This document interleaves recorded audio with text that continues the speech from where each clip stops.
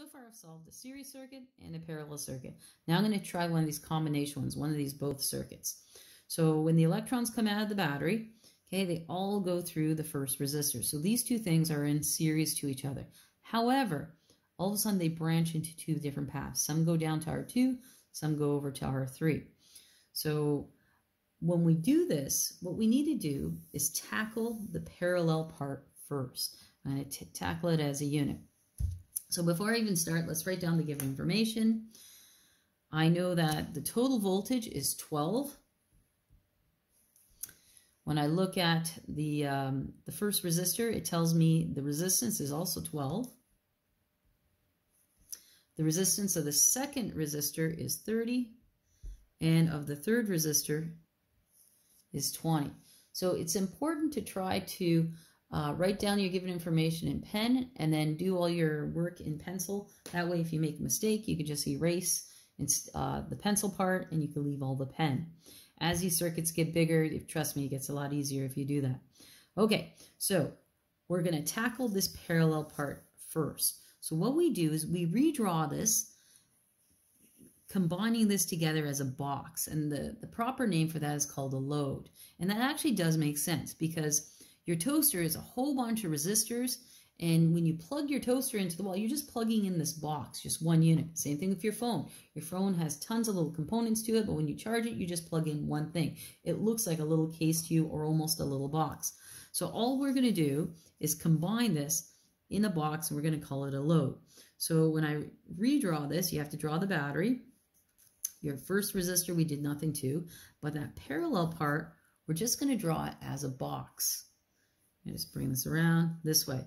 So the total voltage was still 12 volts. That didn't change. Resistor 1 was 12 ohms. Now this box, I'm going to call it R23 because it consists of resistor 2, 3. So R23. Okay, let's try solving now. I don't have two of the three things to use Ohm's law, but what I do know are the three resistances. So I can figure out what the total is. You don't have a formula that has series, and parallel parts. So we need to tackle them individually. We're going to start with the parallel part. So the formula for parallel, again, my total is this time, I'm looking at combining 2, 3. So I'm calling it 2, 3 is equal to 1 over R2 plus 1 over R3. Plug in what you know. Well, R2 is 30. R3 is 20. When you solve fractions, you need a common denominator. So 1 over R2, 3 is equal to, I'm going to pick 60 as my common denominator. To make the 30 into a 60, you multiply the top and the bottom by 2. To make the 20 into the 60, you multiply the top and the bottom by 3. That gives me 5 over 60. But I don't want our 1 over R23, I want R23. So if I take the inverse, if I flip the left side, that gives me R23 over 1. I need to flip the right side. That becomes 60 over 5, which works out to be 12 ohms. Now that's not the total, that's just R23. So if I want the total resistance, this is 12 ohms. Well, this all looks like a series circuit now. And I know in a series circuit, I simply add this part plus this part will give me my total. So let's do that. So if I want R1, 2, 3, because that's all the parts, I go R1 plus R2, 3. And what that gives me is 12 plus 12 is 24 ohms. That's my total. I'm going to write that into my chart. Okay. When I'm looking at my chart, I now have two of the three things. I can solve for I using Ohm's law. So I know that, let's move this up so you can see it, V equals I times R. I'm going to divide both sides by R. R's cancel, so I end up with I is equal to V divided by R. All right, let's plug it in.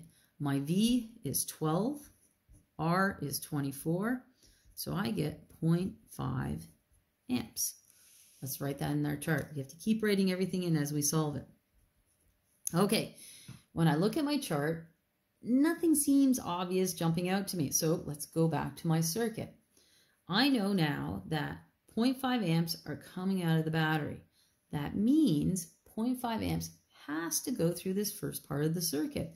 So I actually do know what I1 is. It's 0.5. And then voila, I now have 2 of the 3 parts. I can solve for this V again using Ohm's law. So Ohm's law is V equals I times R. I is 0.5. R is 12. And that gives me 6 volts. So we write that in. Okay, so what do I know about voltage in series? Well, voltage in series, they add together to give you the total. Well, the total is 12, and I just figured out that V1 is 6 volts. That means if I go 12 minus 6, I get this one. I could figure out what V23 is, because 6 plus 6 is 12. Now, what is that box? Well, that box is a parallel part. And I know voltage in parallel is all the same. So it doesn't matter if I got 2 or 222, they will all be 6. So I'm going to write those in. So V2 must be 6, V3 must be 6 because the total is 6. In parallel, they're always the same. We're almost done. So all I need to do now is solve for these two I's. Well, again, I have VR. I can use Ohm's law. I've already rearranged this formula once for I, so I'm just going to use the formula. So I know I is equal to V over R. V is going to be 6 divided by 30. 6 divided by 30 is 0.2, 0.2 amps. Put it into my chart. Okay, I have 2 ways to figure out this last square. I can go 6 divided by 20, it's going to give me 0.3, or I can realize, well, 0.5 comes out of the battery. 0.5 amps goes through the first resistor. 0.2 amps comes through the first resistor too. That means I'm left with 0.3 going this way. So I don't even have to use Ohm's law. I can just write down 0.3. And I've solved for everything.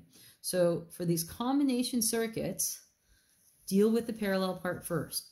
Redraw your circuit. Draw it as a box. Okay? And then when you step back and look at it, you realize, oh, okay, it's in series to each other. And then you can deal with the series part.